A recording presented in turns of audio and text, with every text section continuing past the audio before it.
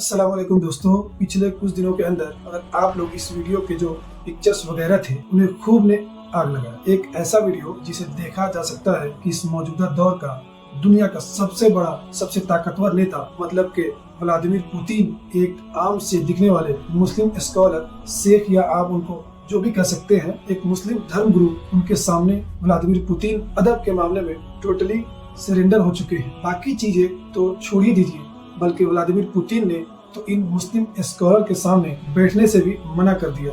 वो जब तक खड़े रहे, व्लादिमीर पुतिन भी खड़े रहे, बल्कि यह मुस्लिम स्कॉलर अगले कई मिनट तक लंबी स्पीच देते रहे और व्लादिमीर पुतिन लगातार खड़े रहे।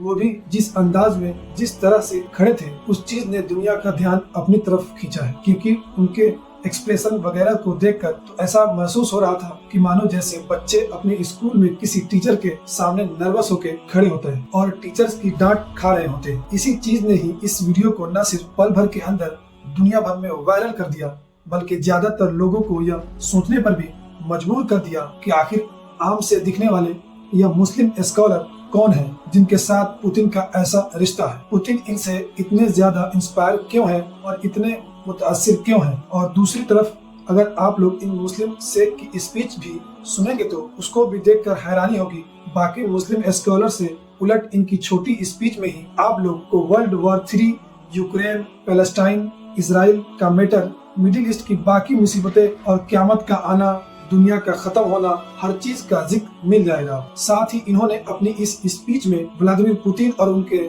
जनरल्स या फिर उनके जो बाकी फौजी हैं उनको एडवाइस भी दी। साथियों, वैसे तो रशिया के इन शेख का जो नाम है वह इनकी अपनी जबान में इस तरह का है कि अगर मैं यहाँ पर उसको प्रोनाउंस करूँ तो नहीं कर पाऊंगा, इसलिए आप लोग स्क्रीन पर देख सकते हैं कि बाकी दुनिया भर में इनको आमतौर पर तला ताजुद्दीन के नाम से जाना जाता है। यह रशिया के एक ऐसे ही सुन्नी हनफी स्कॉलर हैं और इनका जन्म 1948 में मतलब के यूएसएसआर के दौर में हुआ था। इसके हिसाब से इनकी उम्र लगभग 76 साल है। इनके जो फादर हुआ करते थे वह एक लॉरी के ड्राइवर थे, जबकि इनकी माँ एक फैक्ट्री में काम किया करती थी।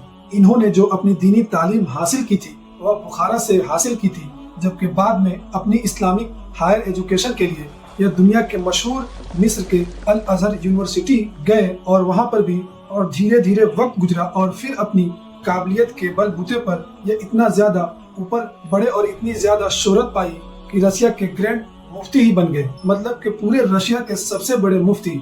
आज के दौर में इनको ही रशिया का मेन शेखुल इस्लाम और ग्रैंड मुफ्ती माना जाता है। साथ ही रशिया के जो शेखुल इस्लाम है ये अक्सर अपनी आइडियोलॉजी या फिर दिए गए बयानों की वजह से भी चर्चाओं में रहते हैं। मिसाल के तौर पर LGBT कम्युनिटी का ही मामला ले लीजिए। बाकी मुस्लिम स्कॉलर की तरह यह भी इसके खिलाफ, लेकिन जितना ओपनली बोलते हैं उतना शायद ही किसी और मुस्लिम स्कॉलर का वेस्ट या फिर रशिया जैसे देशों में बोलता हुआ देखा जा सकता है। इन्होंने तो कई बार रशिया के जो मशहूर और बड़े ईसाई धर्म गुरु हैं उनके साथ यूनिटी करके इनके खिलाफ कैंपेन चलाने का भी कोशिश की है।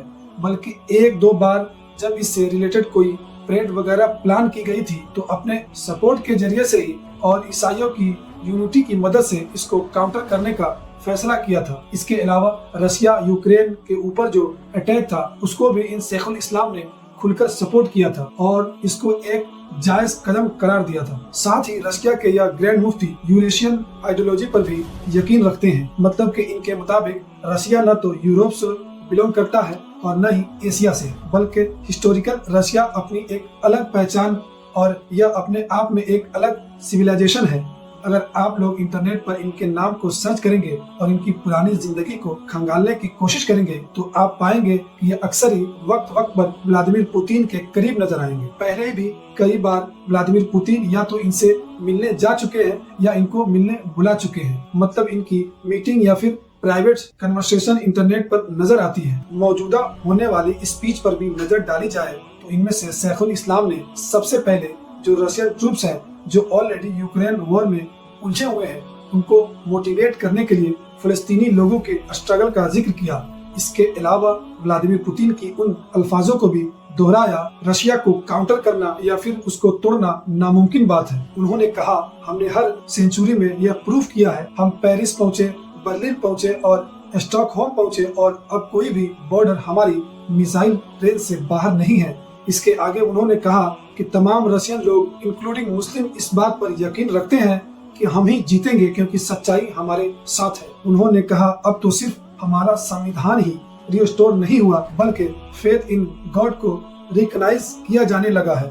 जो एंथम हम गाते हैं उनमें भी क्लेम करते हैं कि गॉड प्रोटेक्ट आवर कंट्री, मतलब कि गॉड ही हमारे देश की हिफाजत करता है। रशिया के शेखुल इस्लाम ने फिलिस्तीन का भी जिक्र किया और साथ ही यह भी कहा कि लोग पूछते हैं क्या थर्ड वर्ल्ड वॉर होने वाली है, क्या दुनिया खत्म होने वाली है। उन्होंने साइंटिस्ट के बारे में भी जिक्र किया जो यह रिसर्च कर रहे हैं कि दुनिया खात्मे की तरफ बढ़ रही है। इसके बाद उन्होंने कहा कि पैगंबर हजरत मोहम्मद सल्लल्लाहु अलैहि वसल्लम ने कहा है और एज अ बिलीवर हमारा यकीन है कि जब तक दुनिया में एक भी ऐसा इंसान बाकी है जो गॉड को पुकारता रहे और खुदा को पुकारता रहे, तो जब तक वो खुदा की तरफ से वापस नहीं जाएगा तब तक यह सब कुछ नहीं होगा। वैसे दोस्तों, आप लोग को बता दूं कि भले ही इन मुस्लिम स्कॉलर मतलब कि रशिया के ग्रैंड मुफ्ती के साथ व्लादिमीर पुतिन एक स्पेशल और पर्सनल रिश्ता शेयर करते हैं, मगर इसके अलावा और भी अगर आप लोग पिछले कुछ सालों की पॉलिटिक्स पर नजर डालेंगे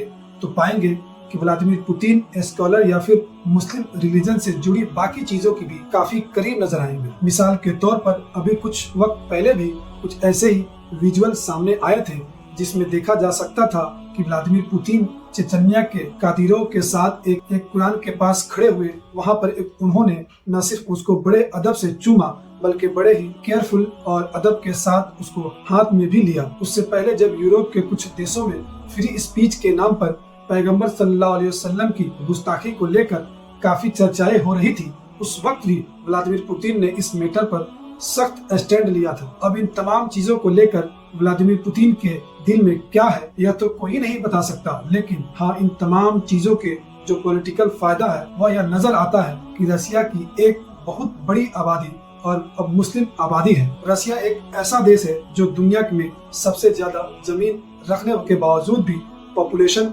क्राइसिस से गुजर रहा है, मतलब कि हर गुजरते वक्त के साथ उसकी आबादी कम होती जा रही है। और उसमें भी बड़ा फैक्टर यह है कि जो चंद मुस्लिम इलाके हैं वहाँ की आबादी इतनी तेजी के साथ नहीं गिर रही है या फिर गिर ही नहीं रही है। इसका मतलब यह बनता है कि आने वाले दौर में मुस्लिम आबादी और भी ज्यादा बढ़ती चली जाएगी, मतलब कि टोटल आबादी का 50% को भी क्रॉस कर जाएगी। इवन मौजूदा दौर में भी हालात ऐसे हैं जो रशिया यूक्रेन वॉर लड़ रहे हैं, खास तौर पर जो जमीनी जंग लड़ रहे हैं, उसमें सारे मामलात और सारी टक्कर मुस्लिम फाइटर ने ही रोक रखी है। यह मुस्लिम फाइटर वो हैं जिनका ताल्लुक चेचन्या या फिर पाकिस्तान वगैरह से है। उम्मीद करते हैं कि आज की इस वीडियो से आप लोग इस टॉपिक से रिलेटेड बहुत सी कुछ जानने को मिला होगा। वीडियो अगर आपको इंफॉर्मेशन से भरी लगी हो तो आप हमारे चैनल को सब्सक्राइब कीजिए और बेल आइकन को भी जरूर प्रेस कीजिए।